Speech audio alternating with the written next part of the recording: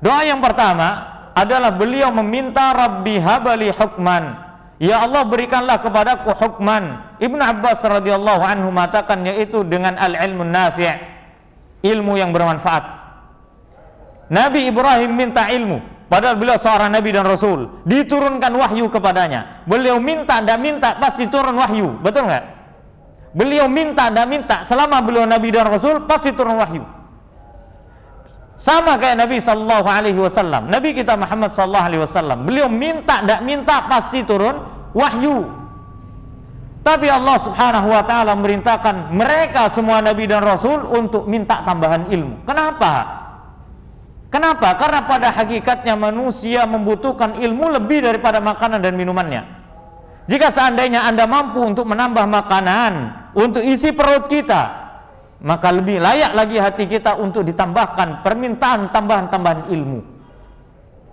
Ya, inilah yang dilakukan oleh Nabi Ibrahim. Karena Nabi Ibrahim gak pengen hidupnya tersesat. Nabi Ibrahim tidak menginginkan setiap langkah hidupnya tanpa atas dasar ilmu. Kita sudah jelaskan tentang bagaimana ilmu. Ya, makanya Nabi Ibrahim sampai-sampai berdoa kepada Allah, Rabbi habli, ya Allah anugerahkanlah kepadaku hukman, yaitu ilmu. Anugerahkan kepadaku ilmu ya Allah.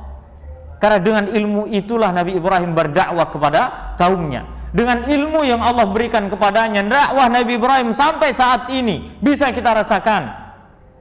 Dan bahkan diteruskan ilmu tersebut oleh Nabi kita Muhammad sallallahu alaihi wasallam. Maka mintalah ilmu kepada Allah, ilmu yang bermanfaat, kemudahan untuk belajar agama. Karena salah satu tanda kebaikan Allah kepada seorang hamba, Allah berikan kemudahan kepada hamba untuk belajar ilmu agama.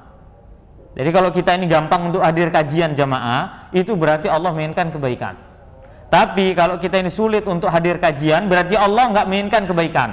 Kenapa? Karena Nabi SAW bersabda, Man yuridillahu bi khaira, siapapun yang Allah inginkan kebaikan untuknya, kebaikan Allah inginkan untuk dirinya, ya, apa kata Allah? Maka Allah akan pahamkan ia dalam urusan agama, dalam urusan agamanya.